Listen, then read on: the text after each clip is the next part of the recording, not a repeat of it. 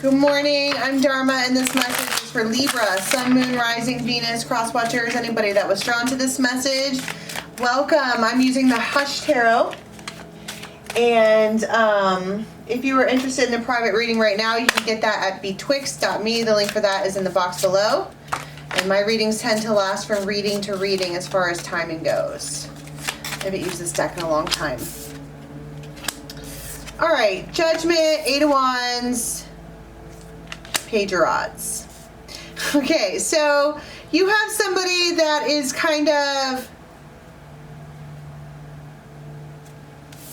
it's Judgment, but she's kind of wringing her hands together. She's not sure if she made the right decision.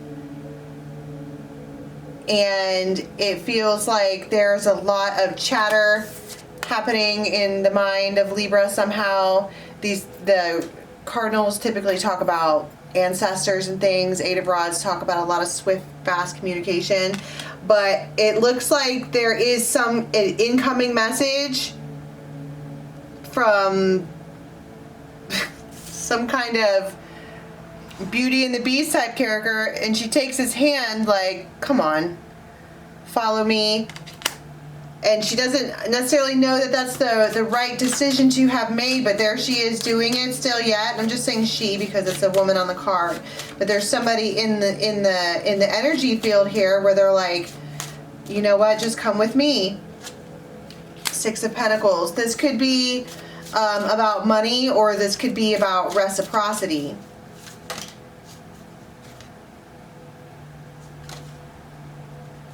The Star.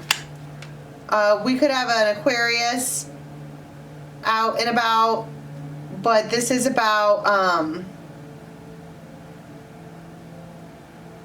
got to try a little tin. This is about reciprocity and healing the way. This almost looks like, it's not a walk of shame, but their head is down. Like they know that they did some dirty deeds, right?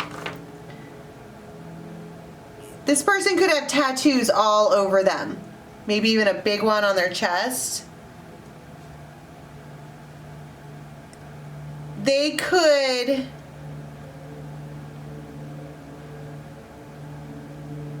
Something is wrong with their legs.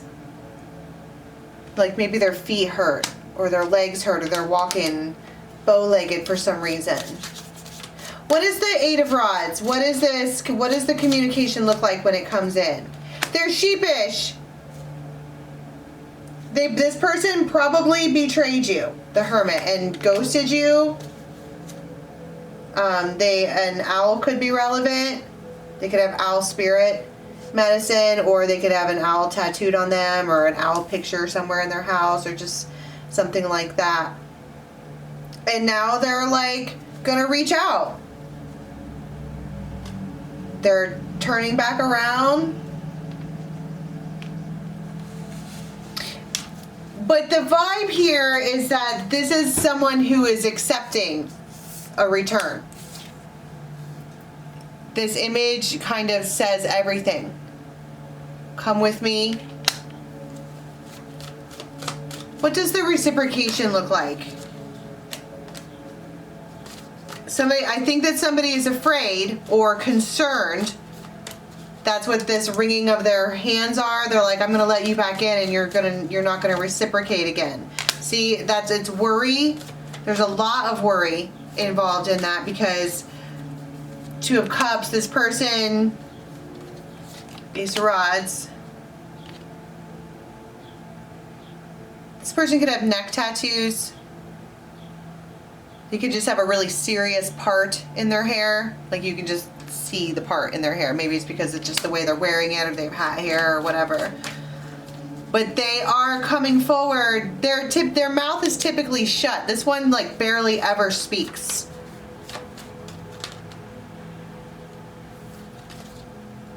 And you got Seven of Coins, Ten of Swords, Five of Pentacles. You broke up. Fully. I heard fully. This was not a lingering, we break up but we still talk. I hear doors slamming. then why is it so easy for this person to take them back in? I heard it's not easy. You can't. She's standing there like, come here, but be advised there's a sword under here. And this reconciliation is a reconciliation. You have the Ace of Cups, the Lovers. These are these arms of mine. They are yearning, right? You guys might lean into each other like that. Have you ever kissed somebody where you don't actually kiss, but your faces are that close to each other? They embrace you. I heard finally feel remorse. Maybe this person didn't feel remorse when this went down. At all. Like, at all. And they know that this person here is a Queen of Swords now, whether that's Libra or not.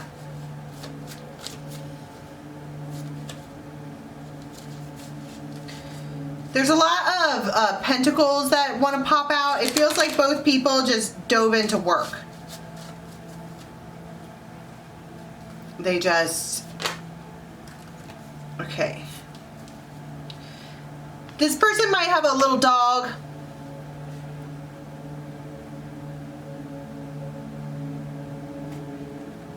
The Fool. And they are... I mean, I heard steadfast, but they're single and they're independent. This is a person who is single. So we're not having third-party situations.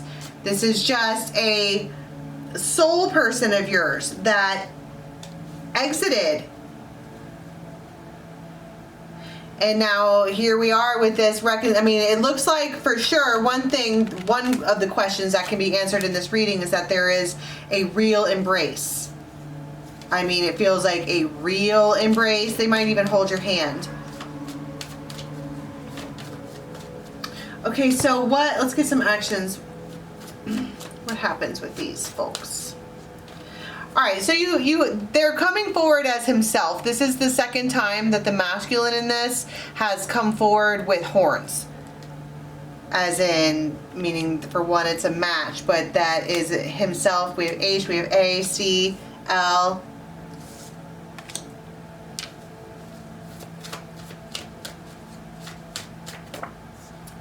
And they want a fresh, clean, blank slate.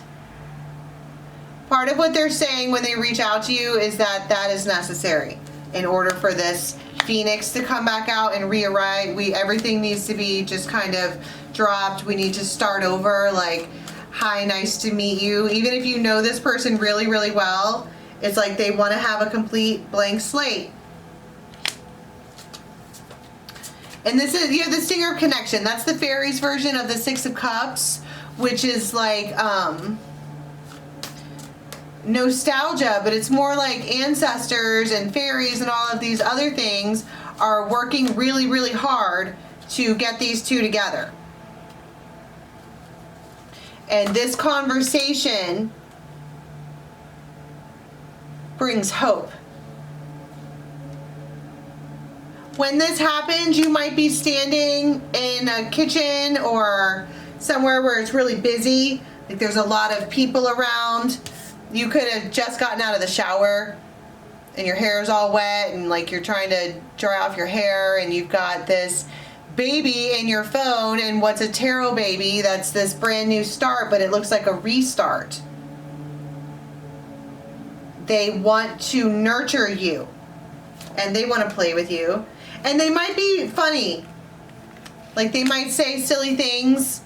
All right, but this is another image where they're sheepish. Like they know. They know what they did. They know what they said. They don't need reminded they were there. And their return at all feels like it took a lot of nerve. All right. But they are offering a spontaneous, out of nowhere. I mean, that's the heart. It's their heart's desire. It always has been. What was the holdup? Why was there even the door slamming in the first place? Why did this end? It feels abruptly.